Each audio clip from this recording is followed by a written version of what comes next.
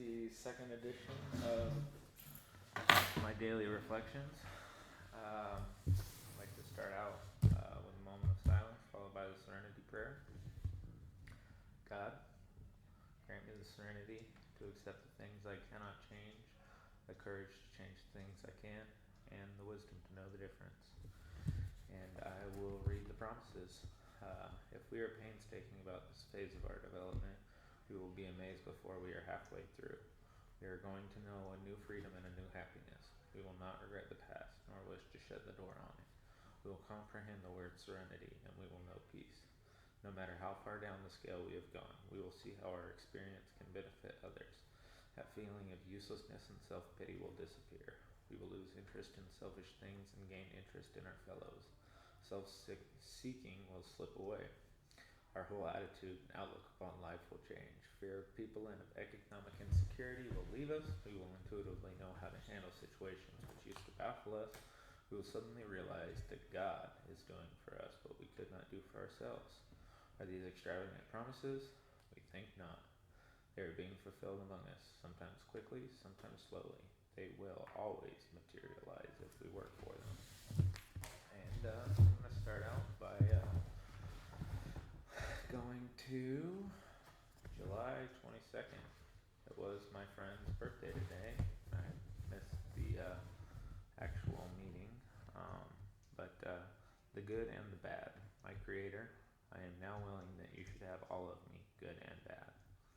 The joy of life is in the giving. Being freed from my shortcomings that I may more freely be of service allows humility to grow in me. My shortcomings can be humbly placed in God's loving care and be removed. The essence of the seventh step is humility. And what better way to seek humility than by giving all of myself, good and bad, to God, so that He may remove the bad and return to me the good. My name's Ian, I'm an alcoholic addict.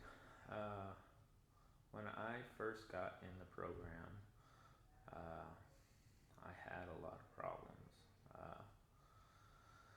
I didn't know how to show humility. Um, I would, humiliate myself, and that's not humility. Um, Humility is a way of being humble. Not sure the exact definition, but I feel it's to not have to be right, not have to be perfect. Uh, you know, uh, and humbly lowering myself to a different level instead of having to be the top or the top dog all the time. I decided that I could, be second in command of my own life. I had to give all the power to God for Him to remove my shortcomings. Um, I cannot, I don't know how to explain it. Um, I can't get rid of my shortcomings. If I try to, I fail. They're basically habits that I have no control over. Um,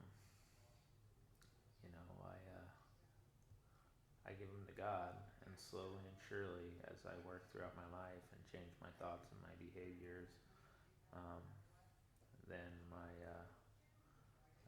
actions change. And I've started doing different things. For a while, I was a DCM, and I gave back to my home group and the district, and I felt like I was giving something back, and it really gave me joy in my life. And being able to give back more than I received um, was humility to me, because I was able to not have to be in it for me. Um, I was able to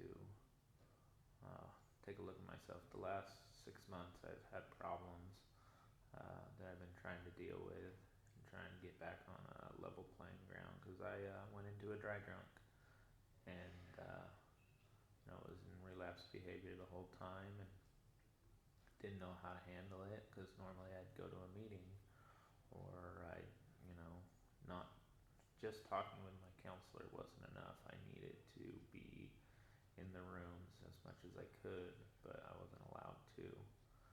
And, so I fell behind in a lot of my recovery. Not that I wasn't falling behind in adapting new behaviors. I was going back to the old way of thinking for a while.